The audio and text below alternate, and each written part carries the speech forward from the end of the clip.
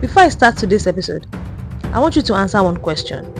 What is the biggest robbery you have ever heard about? An armed robbery? A bank robbery? Maybe a bullion van? Now let me tell you about another kind of robbery. No guns, no masks, no broken doors, no shouting. Yet, one Nigerian company lost about 85 million naira for lunch. Welcome back to Insurance Capsule. My name is Shai.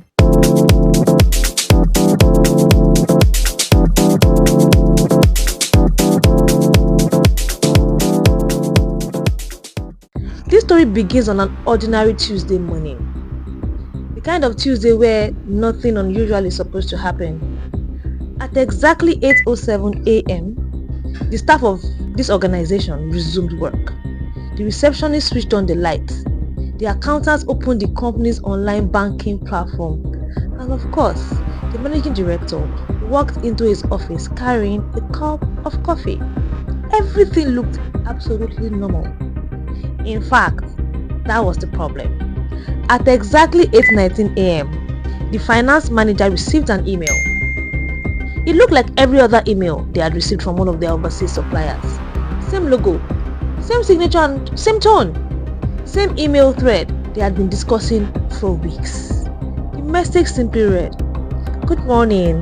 Due to our annual banking review, kindly note our new account details for this shipment. Please process today's payment to avoid delay in dispatch. Regards." Nothing looked strange. The finance manager printed the email, walked into the MD's office and said, "Sir, the supplier has changed their account." The MD looked briefly. Everything matched. Purchase order correct, invoice correct, amount correct, supplier's name correct. He smiled and said, "Go ahead." At exactly 9:11 a.m., 85 million naira left the company's account.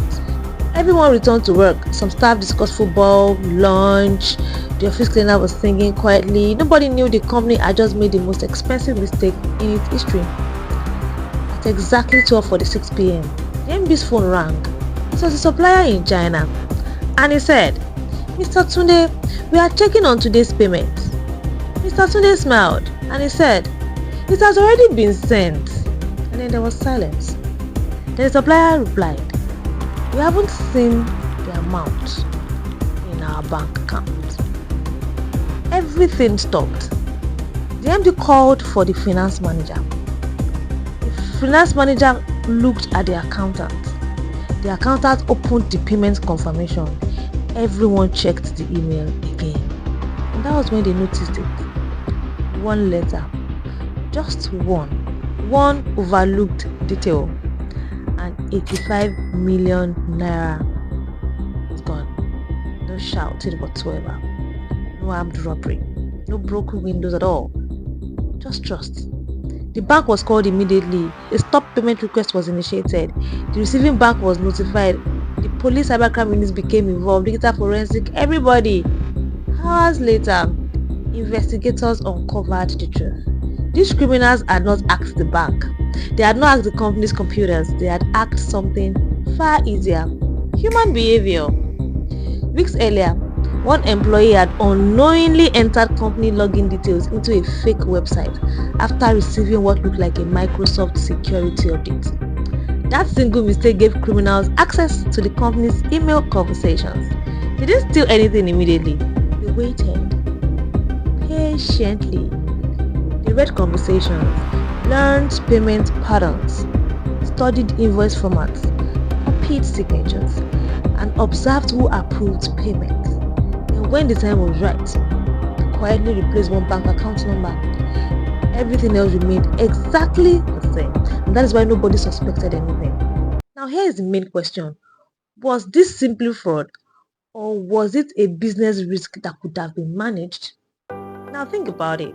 If your company depends on emails, online banking, electronic payments, cloud storage, customer databases, then your business doesn't only have physical risks anymore, it also has digital risks.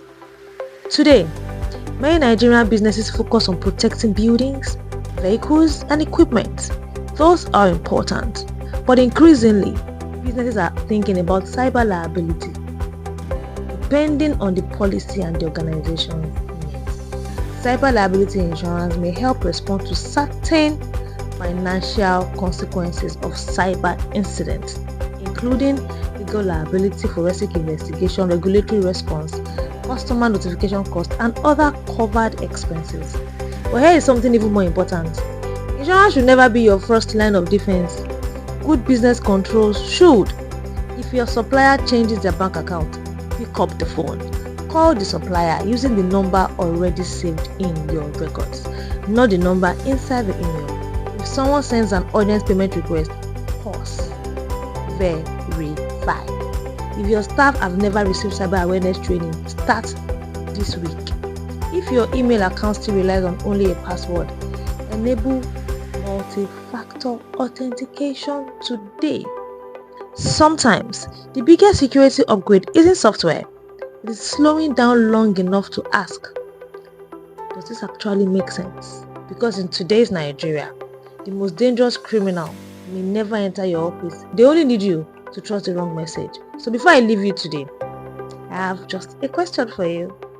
If your finance manager walked into your office this afternoon and say, "Sir or Madam, our supplier has changed their account number. Would you approve the payment immediately or would you verify it first?" Tell me in the comments, because your answer could save someone else's business tomorrow. This is Insurance Capsule.